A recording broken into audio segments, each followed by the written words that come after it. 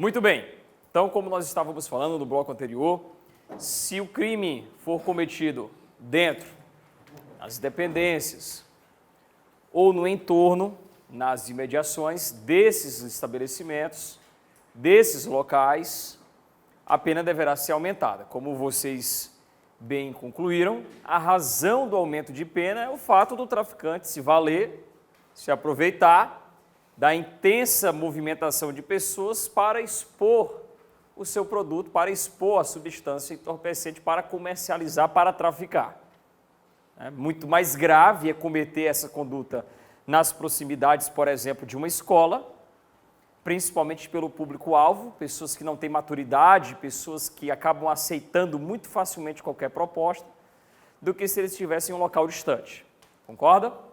Só tem um detalhe, o Supremo Tribunal Federal recentemente entendeu que se a escola, por exemplo, está fechada, é um domingo à noite, não tem atividade escolar, não tem alunos ali, a pena não será aumentada se o tráfico ocorrer na sua frente, próximo ao portão. É óbvio, né? Por causa de uma questão circunstancial.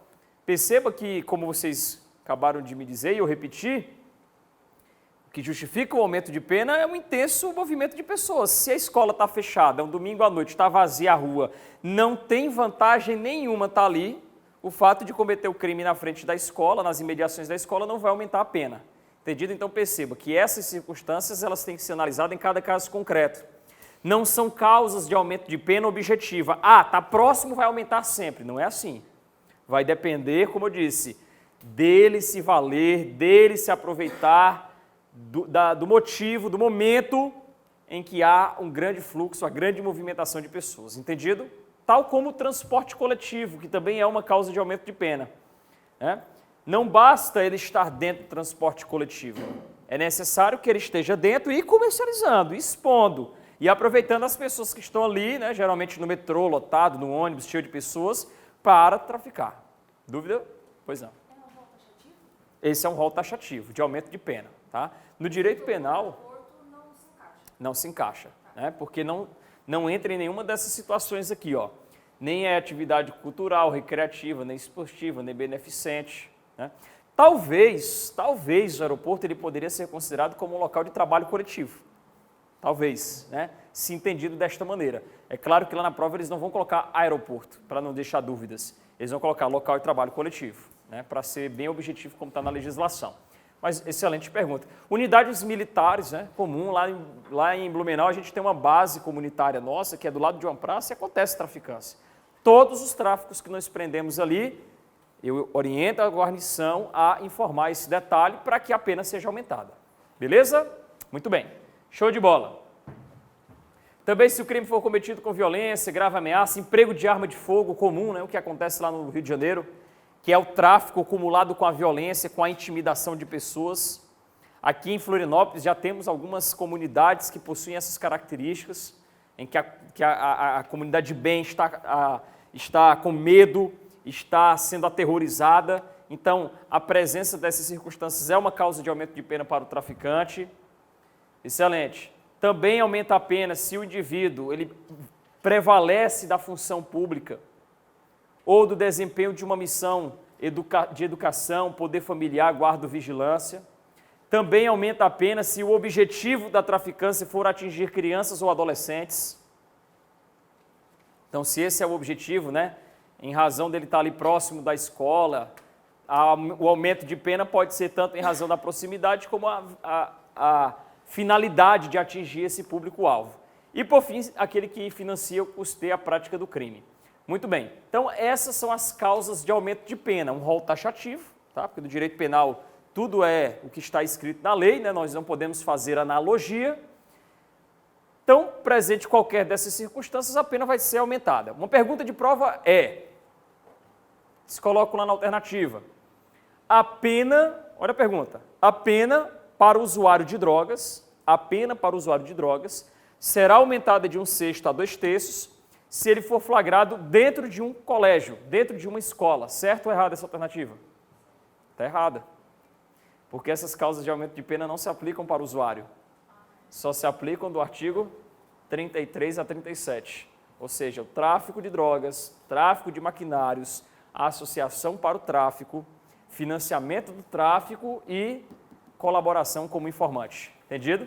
Essa é a pegadinha. Não se aplica para o usuário. Essas causas de aumento de pena, porque o usuário está lá no artigo 28. Mas é isso aí. Concurso público, eles querem sempre colocar uma pegadinha, uma casca de banana, e a gente está alertando para evitar esses erros.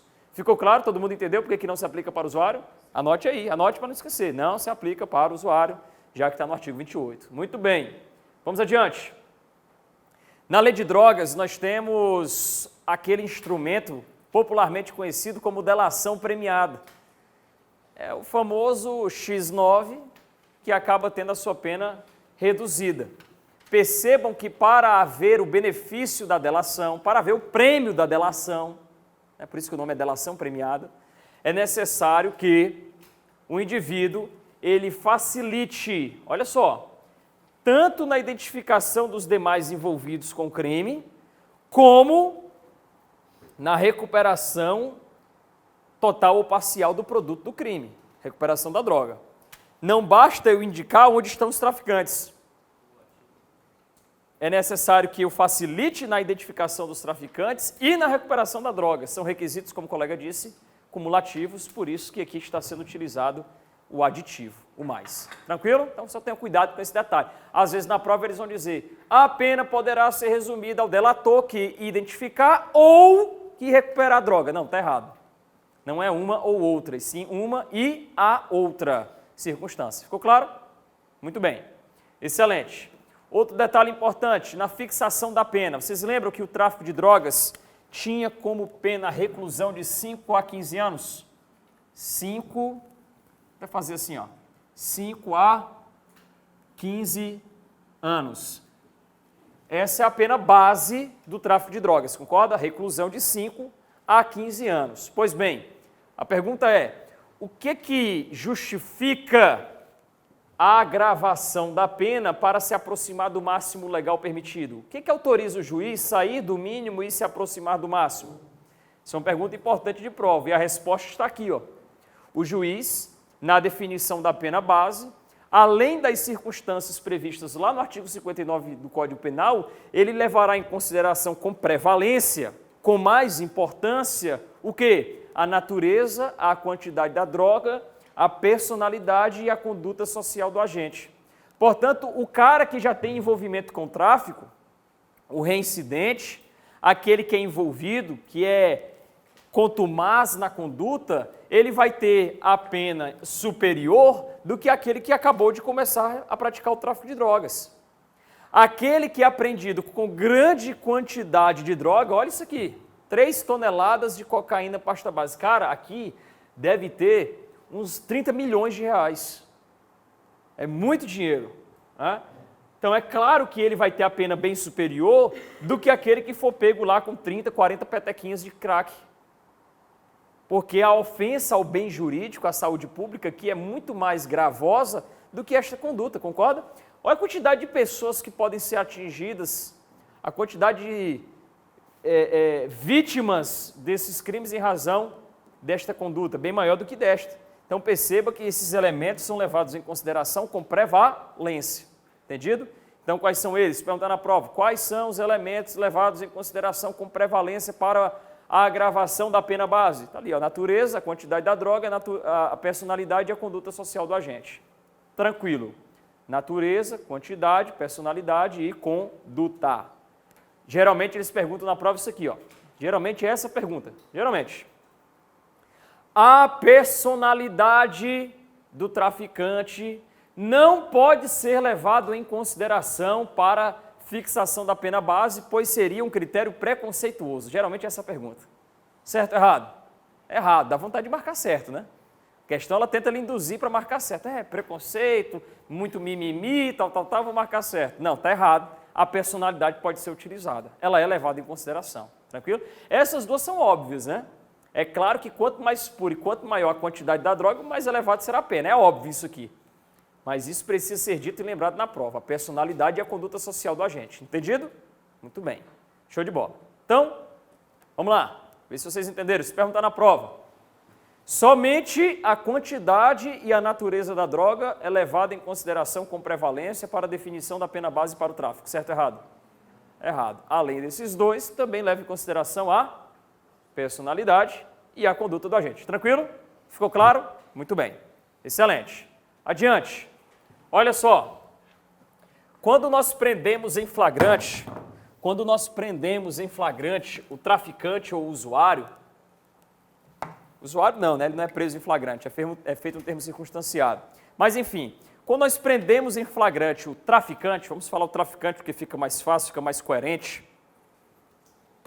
Quando nós prendemos em flagrante o traficante, lá na delegacia, os agentes da Polícia Civil, eles fazem um teste para saber se aquela substância apreendida é ou não é droga.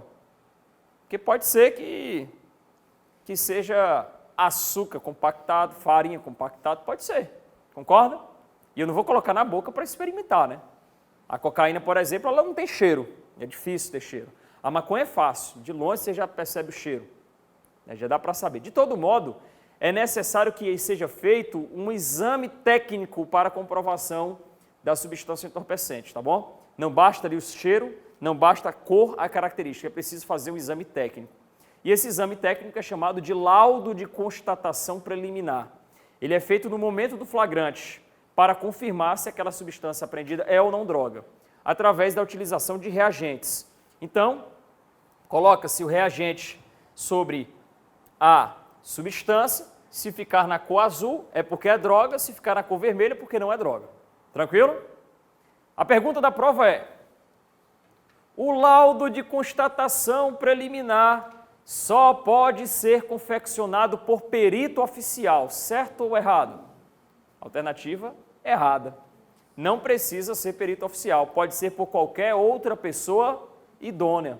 Geralmente, nas delegacias de plantão não há perito. É o escrivão, é o agente, é o delegado, é a qualquer pessoa idônea que vai utilizar esse reagente para fazer a constatação. Nós da Polícia Militar fazemos, nos casos de TC, né, dos usuários em que a droga ela é apreendida, a gente faz o termo circunstanciado para o usuário, libera ele, a droga é apreendida, levada para a sessão técnica, lá na sessão técnica a gente coloca o reagente e faz o laudo de constatação preliminar. Podemos fazer, então cuidado com isso.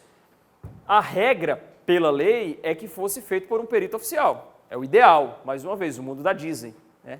Ideal, mas na sua falta ele pode ser feito por qualquer pessoa idônea.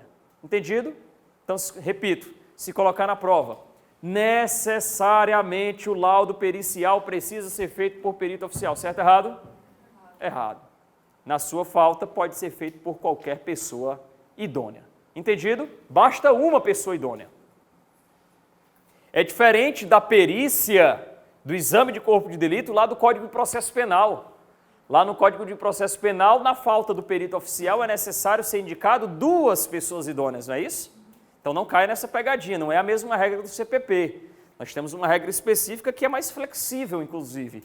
Basta um que seja idôneo para confeccionar esse laudo preliminar. Entendido? Então para que serve o laudo preliminar? Para constatar se ser ou se tratar de substância entorpecente. É feito pela lei por quem? Pela lei, deve ser feito por um perito oficial. Na sua ausência, por qualquer pessoa idônea. Show de bola. É isso que a gente precisa saber. Outro detalhe, lembra da plantação, da grande plantação de droga? Pergunto, essa plantação aqui, ó, caracteriza usuário ou tráfico? Tráfico, pô. Eu estou plantando para consumir pro resto da vida. Não vem com essa história. Né? Não existe isso. Isso é para o tráfico. Com certeza, o produto desta plantação é o suficiente, rende o suficiente para a traficância. Pois bem, o autor deste crime vai responder por tráfico, como vocês bem disseram. E o que vai ser feito com essa plantação? Olha que interessante, olha que interessante. Primeiro, eu vou recolher uma pequena quantidade para efeitos de amostra, para se fazer o laudo de constatação preliminar, lembra? Comprovar que é maconha mesmo. Segundo, eu vou lavrar um documento circunstanciando o que eu vi, dizendo, ó, tem 50 metros de comprimento, 40 metros de largura, eram 2 espaços, as plantas tinham 3 metros. Se for o caso, vou fotografar para ilustrar bem, que é a materialidade, concorda? E terceiro, eu vou proceder à imediata destruição. A lei diz que essa destruição vai ser feita pelo delegado de polícia. É claro que não é o delegado que vai lá fazer, né? Ele é a autoridade que determina a imediata destruição da droga. Entendido? Da plantação. O detalhe é, vamos perguntar na prova. Olha a pergunta. O delegado, depois de recolher pequena quantidade para efeitos de amostra, depois de fazer um laudo circunstanciado do que está observando, ele só poderá destruir a plantação com autorização judicial, certo ou errado? Errado, ele não precisa de autorização. Ele já está autorizado pela lei. Então, anota isso aí. Não depende de autorização judicial. Não depende de autorização judicial. É a própria lei que autoriza o delegado de polícia a determinar a destruição imediata desta plantação. Entendido? Não precisa ficar ali aguardando a ordem judicial. É de imediato. Ele pega um pedaço para efeito de amostra, faz o laudo circunstanciado e determina a destruição. Entendente? E como é que é feita essa destruição? Pode ser feito de qualquer maneira. Inclusive, como você disse, através da queimada. Através da queimada, que talvez seja a forma mais eficiente para se destruir a plantação. Deve ser difícil fazer, né? Tem até vídeo, o cara que fica lombrado por causa da fumaça. Né? Bom, mas pode ser utilizado queimada? Pode. Será que na utilização da queimada do fogo precisa de autorização do órgão ambiental? Também não precisa. Isso fica a critério do delegado de polícia. Inclusive, está escrito isso na lei. Olha só, em caso de ser utilizada queimada para destruir a plantação, basta ter os cuidados com a preservação do meio ambiente, né? Ou seja, ter os cuidados para que aquele fogo não atinja mais do que é necessário e realiza dispensando a autorização de órgão ambiental. Lá na prova eles vão dizer o quê? Que o delegado, para destruir por meio da queimada, precisa de autorização do órgão ambiental. Não precisa. Resumindo, o delegado nem precisa de autorização judicial e nem precisa de autorização do órgão ambiental. Ficou claro? Tranquilo? Geralmente, utiliza-se deste meio da queimada porque é o mais eficiente.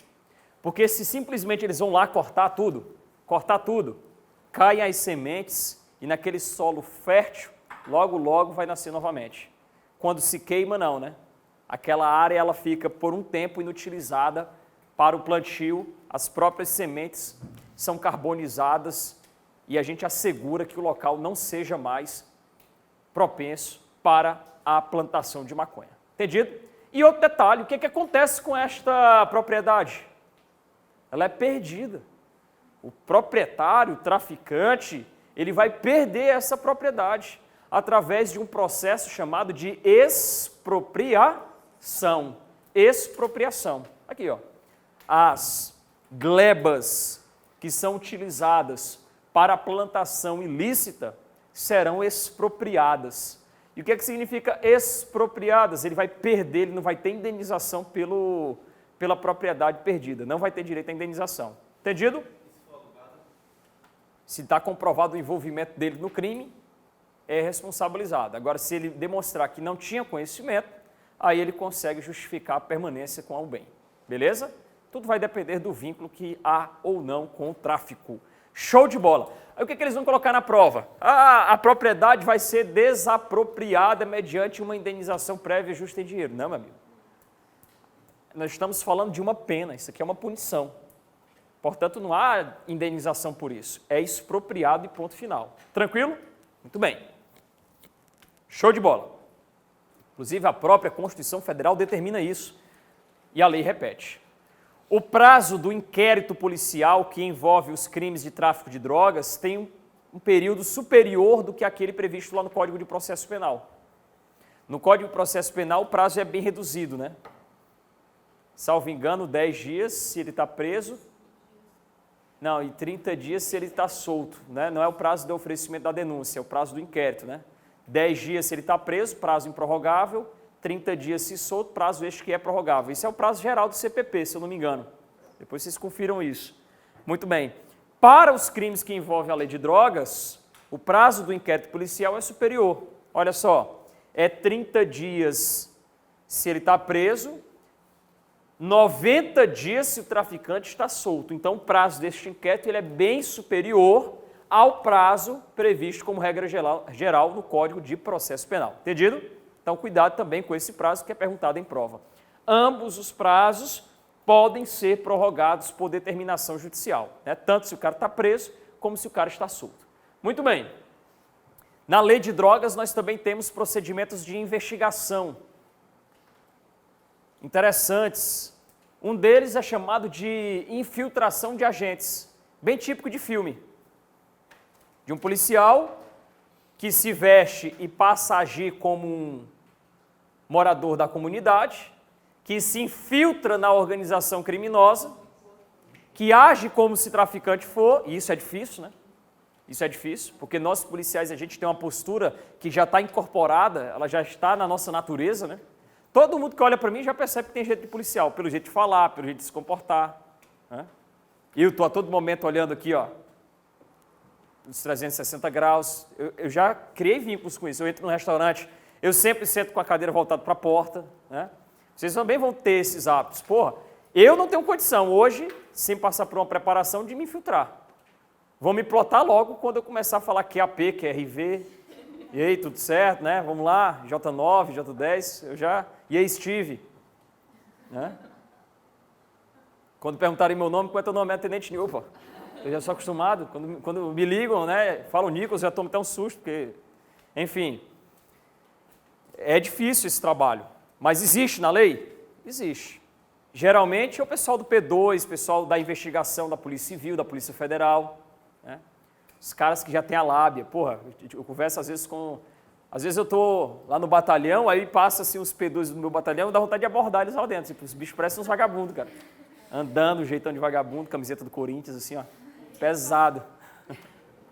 Bom, existe a infiltração de agentes? Existe. Se perguntar na prova, existe? Existe. O que é que depende? De autorização judicial, tá? Isso não pode ficar a critério do comandante, isso não pode ficar a critério do delegado que realiza a investigação.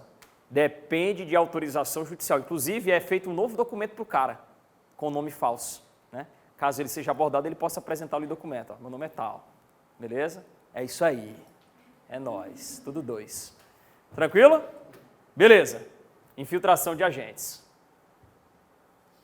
E outro procedimento de investigação, também chamado de ação controlada, vocês podem colocar aí, ação controlada, é a de aguardar o melhor momento para fazer o flagrante. Então, a PRF identificou que está vindo uma grande carga de cocaína, pasta base, no interior de um caminhão. Em vez de abordar ele no posto, e possivelmente só vai prender o caminhoneiro, vamos observar, vamos monitorar, vamos acompanhar para fazer a abordagem no momento mais oportuno, quando aquela droga chegar no seu destino e, muito possivelmente, eu conseguir relacionar outras pessoas que, de fato, estavam por trás da traficância. Que faz bastante, né? Então, essa ação controlada, ela é possível, mas pela lei de drogas também depende de autorização judicial, tá? Também depende de autorização judicial. Muito bem. Deixa de lado a lei de drogas. Nós vamos conversar agora sobre a lei de combate à tortura. A tortura também é considerada um crime inafiançável e um crime insuscetível de graça ou anistia. É o que diz a Constituição Federal. A tortura também é um crime equiparado a hediondo. Pois bem, essa é a menor lei da prova de vocês, só tem 2 artigos. Muito fácil de entender. Vamos lá? Tudo certo? Bom, primeiro, a lei de tortura, ela considera a tortura como crime tanto quando praticada por agente público, como a tortura praticada por um particular. E essa é uma grande diferença da nossa lei de tortura se comparado com a lei de tortura de outros países. A maioria dos países só pune a tortura quando praticado por agente público, sabiam disso? Não pune a tortura quando praticado por um particular. A nossa, ela vai além. Ela considera crime tanto a tortura praticada pelo agente público, como a tortura praticada por um particular. Entendido? Portanto, em regra, e aí eu queria que vocês anotassem, em regra, em regra, os crimes de tortura são classificados como crimes comuns. Pode anotar aí. Em regra, são crimes comuns. Isso significa que eles podem ser praticados por qualquer pessoa. Podem ser praticados por qualquer pessoa. Muito bem, maravilha. É a regra geral. É claro que daqui a pouco nós vamos ver modalidades que só podem ser praticadas por agente público, tá? Mas a regra geral é que pode ser praticado por qualquer pessoa. Ficou claro isso? Ou seja, tanto pode ser praticado por agente público, como pode ser praticado por particulares. Tranquilo? Tenente, existe alguma diferença entre a tortura praticada por particular e a tortura praticada por agente público? Sim, existe. Quando a tortura ela é praticada por agentes públicos, nós teremos duas consequências mais gravosas. Primeira delas, a pena vai ser aumentada. Segunda consequência, além da pena de prisão, haverá a pena de perda do cargo e da inabilitação para o exercício da função pelo dobro do prazo da pena que for aplicada. Portanto, perceba, né, que quando praticado por agente público, nós teremos duas consequências mais gravosas. Quais são elas? Vou até mostrar aqui, ó. Primeira delas, olha só, acompanhem comigo. Primeira delas, a pena será aumentada quando a tortura é praticada por agente público. Primeira consequência mais grave. Segunda consequência, a condenação acarretará a perda do cargo. Então, se o cara é policial, ele vai deixar de ser. Se o cara é agente penitenciário, vai deixar de ser. Além de ficar impedido de exercer a função pelo dobro da pena que foi aplicada. O cara perde o cargo e não pode fazer mais aquele concurso pelo dobro do prazo da pena. Então, se o cara foi condenado a 6 anos, ele vai ficar 12 anos sem poder fazer concurso para aquela atividade. Portanto, muito cuidado, tá? Responsabilidade, principalmente senhores e senhoras que atuarão neste cenário, né, de segurança pública e administração penitenciária. Tranquilo? Muito cuidado ao que for fazer, ao que for determinar, porque vocês podem pôr em risco, perder o sonho de vocês, na verdade, a vida de vocês. O cargo, para mim, hoje é minha vida. Tudo depende do meu cargo. É isso mesmo. Então, a gente tem que ter cuidado, cautela, para que não possa incorrer, né, em tortura, porque as consequências, para nós, são bastante gravosas. Entendido? Então, resumindo, para a prova, quais são as consequências mais graves para o agente público que comete tortura? Primeira delas, a pena é aumentada. Segunda consequência, perda do cargo com inabilitação para o exercício pelo dobro do prazo da pena que for aplicada. Ficou claro?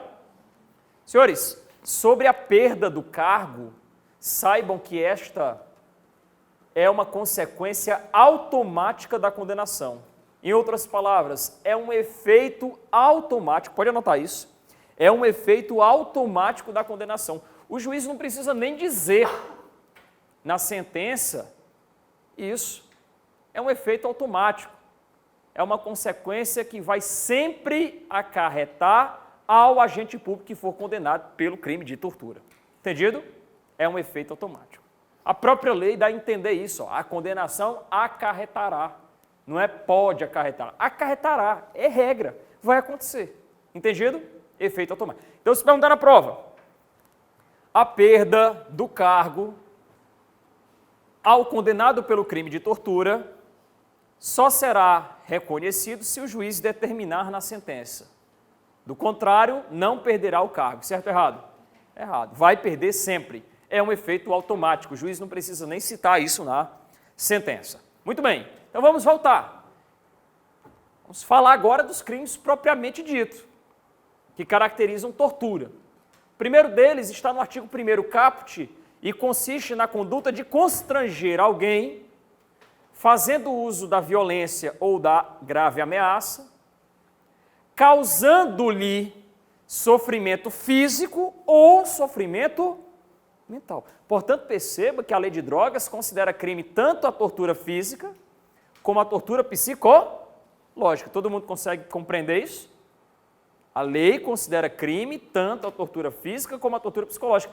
Os estudiosos dizem que a tortura psicológica ela é até mais grave, né? Porque ela causa um mal que se prolonga no tempo, enquanto a tortura física, as dores passam com os passar dos dias, A tortura psicológica, ela causa um problema que vai se estender por muito tempo. Então, a lei, ela se preocupou em punir os dois comportamentos, entendido? A tortura física e a tortura psicológica. Mas perceba, não basta constranger alguém causando sofrimento físico ou mental. É necessário que esse constrangimento seja em razão de um desses motivos.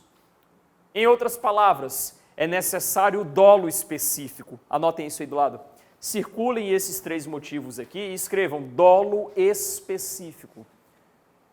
Isso significa que o constrangimento tem que ser direcionado para uma destas finalidades, para um destes objetivos. Primeiro deles, constranger alguém mediante violência ou grave ameaça, causando-lhe sofrimento físico ou psicológico, para obter informações, declaração ou confissão da vítima ou de terceira pessoa, o que acontece no filme Tropa de Elite. Né? Quando ele pega o traficante, coloca no saco e pergunta, cadê o baiano? Lembra do filme? Cadê o baiano, porra? Fala onde está o baiano, nós vamos achar ele. Cadê o baiano? Ah, não vai dizer? Bota no saco. Tapa na cara. Baixa a calça dele aí. Vamos colocar aqui o cabo de vassoura. Né? Lembra aquela cena do filme? Ah, estudante, sabe voar. Essa situação caracteriza a primeira modalidade de tortura. Entendido? Perceba que ele está constrangendo com uma finalidade. A finalidade de obter uma informação, uma declaração. A esposa que constrange o marido para que ele diga qual é a senha do celular, isso é tortura, rapaz. E pode ou não pode a esposa, como particular, responder pelo crime? Pode. Porque o crime não é comum? Pode ser praticado por agente público ou por particular. Isso é tortura, psicológica, inclusive. Terrorismo. Vamos lá. Muito bem, ficou claro? A tortura que visa obter uma confissão. A confissão de cometer o crime, a confissão de onde está a arma, a confissão onde o corpo foi escondido. Tranquilo? Qualquer tipo de confissão. Muito bem, isso caracteriza a tortura, a presença do dolo específico. Também caracteriza a tortura quando eu constranjo com o propósito de provocar naquela pessoa uma ação ou omissão de natureza criminosa. Por exemplo, eu torturo Pedro para que ele, quando for intimado em juízo a testemunhar, não diga que eu fui o autor daquele roubo.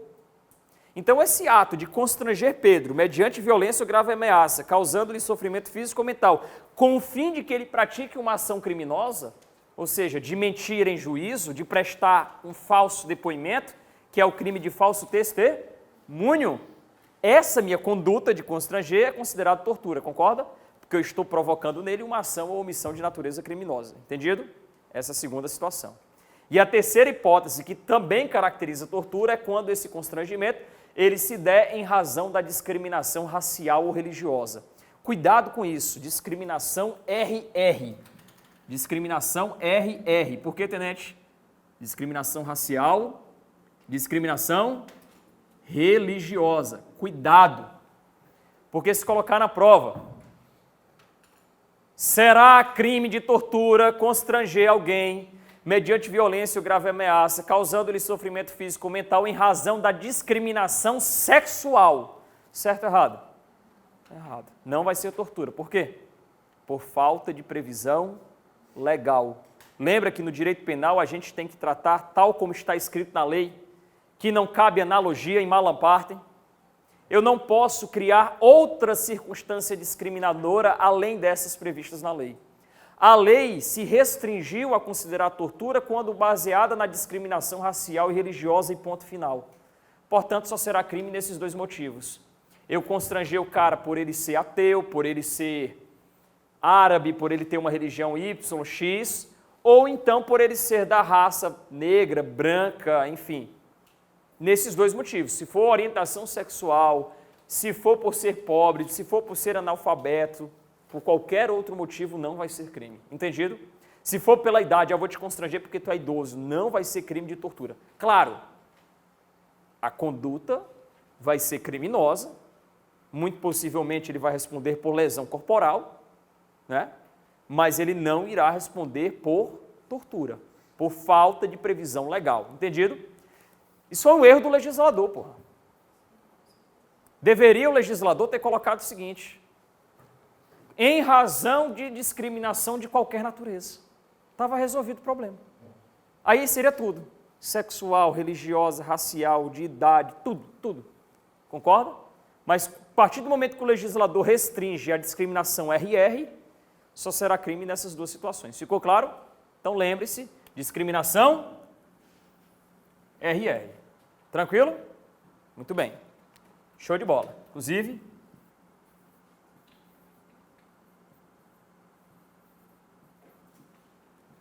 para não esquecer na hora da prova. Tranquilo? Discriminação RR. Todo mundo entendeu? Muito bem. Show de bola.